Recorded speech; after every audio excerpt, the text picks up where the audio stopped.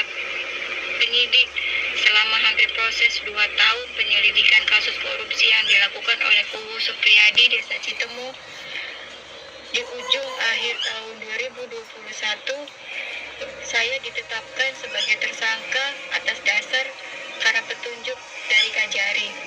Saya berani disumpah Al-Quran atau disumpah apapun kalau saya tidak ikut menarik uang hasil korupsi yang dilakukan oleh kubu tersebut. Bahkan saya juga berani bersumpah kalau uang itu tidak pernah pulang ke rumah saya, 1 detik pun tidak pernah. Pemirsa, kasus penyelewengan APBDes sejak 2018-2020 senilai 800 juta yang dilakukan kubu Desa Citemu, Kecamatan Mundu, Supriyadi, menyeret nama Kaur Keuangan Nur Hayati yang merupakan pelapor dan kini menjadi tersangka.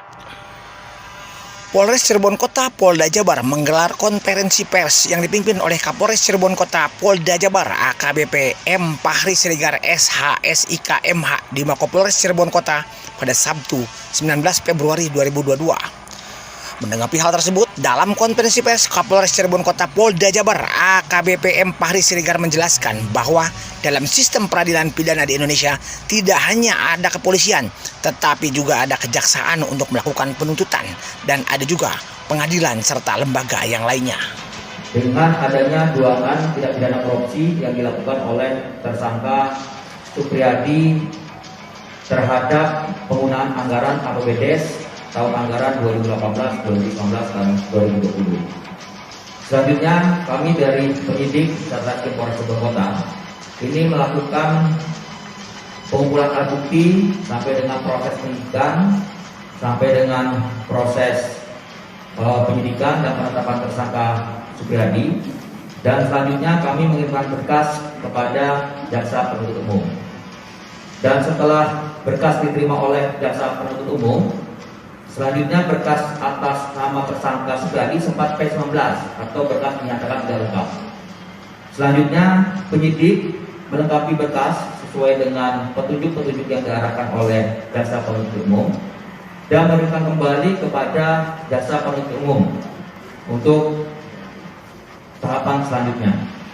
Dan setelah itu ada petunjuk lagi dari jaksa penuntut umum yang dituangkan di dalam berita acara koordinasi dan konsultasi, di mana petunjuknya itu adalah agar kepada saudari Nur Hayati dilakukan pemeriksaan secara mendalam karena perbuatan saudari Nur Hayati sebagai bendahara keuangan itu termasuk pelanggaran atau termasuk kategori perbuatan melawan hukum, karena perbuatannya tersebut telah memperkaya dari saudara Supriyadi. Atas dasar itulah penyidik dari Satreskrim Polres Cirebon Kota selanjutnya melakukan penyidikan lebih lanjut kepada saudari Nur Hayati dan selanjutnya mengirimkan berkas kembali kepada jaksa penuntut umum. Rekan-rekan sekalian, perlu kami informasikan kepada rekan-rekan sekalian bahwa di dalam hukum acara pidana sudah diatur ada kewajiban dari penyidik untuk melengkapi petunjuk-petunjuk sesuai dengan petunjuk yang diarahkan oleh jaksa penuntut umum. Dan kami juga memiliki kewajiban untuk melengkapi berkas paling lama 14 hari dari tanggal penerimaan berkas. Oleh karena itu, penetapan saudari Nur Hayati sebagai tersangka ini juga sudah sesuai dengan kaidah-kaidah hukum dan juga prosedur-prosedur hukum yang berlaku. Karena penetapan saudari Nur Hayati sebagai tersangka ini juga berdasarkan dari petunjuk yang diberikan oleh jaksa penuntut umum pada saat dituangkan pada berita acara koordinasi dan konsultasi. Rekan-rekan sekalian yang saya hormati, perlu saya informasikan bahwa walaupun memang saudari Nur Hayati ini kooperatif dalam memberikan keterangan kepada penyidik, namun tindakan yang dilakukan oleh Nur Hayati masuk dalam rangkaian terjadinya tindak pidana korupsi yang dilakukan oleh saudara Supriyadi. Dan setelah kita lakukan pendalaman dan pemeriksaan, ini dapat dibuktikan bahwa tindakan yang dilakukan oleh saudari Nur Hayati ini kategorinya termasuk perbuatan melawan hukum. Walaupun sampai saat ini kita masih belum dapat membuktikan bahwa saudari Nur Hayati menikmati uangnya, namun ada pelanggaran yang dilakukan dari tindakan yang dilakukan oleh saudari Nur Hayati, yaitu pasal 66 Permendagri nomor 20 tahun 2018 yang mengatur terkait masalah tata kelola, regulasi, dan sistem administrasi keuangan, di mana seharusnya saudari Nur Hayati sebagai bendahara keuangan atau kaur keuangan ini seharusnya memberikan uang kepada KAUR atau Kasih Pelaksana Kegiatan Anggaran.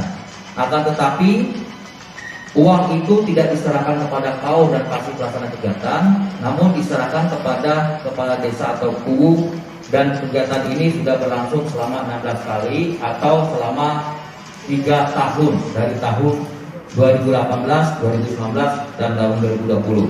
Sehingga tindakannya tersebut dapat merugikan keuangan negara, dan tentunya ini melanggar pasal 2 dan 3 Undang-Undang nomor 31 tahun 1999 sebagaimana diubah dengan Undang-Undang nomor 20 tahun 2001 junto pasal 55 KUHP. Menanggapi hal tersebut, Kabid Humas Polda Jabar Kombes Pol Ibrahim Tompo SIK MSI mengapresiasi Kapolres Cirebon Kota Polda Jabar yang telah melakukan penyidikan dan penyelidikan atas kasus penyelewengan dana desa tersebut sesuai SOP dan undang-undang yang berlaku. Udadi, Duta Publik dari Cirebon Kota, Jawa Barat, melaporkan.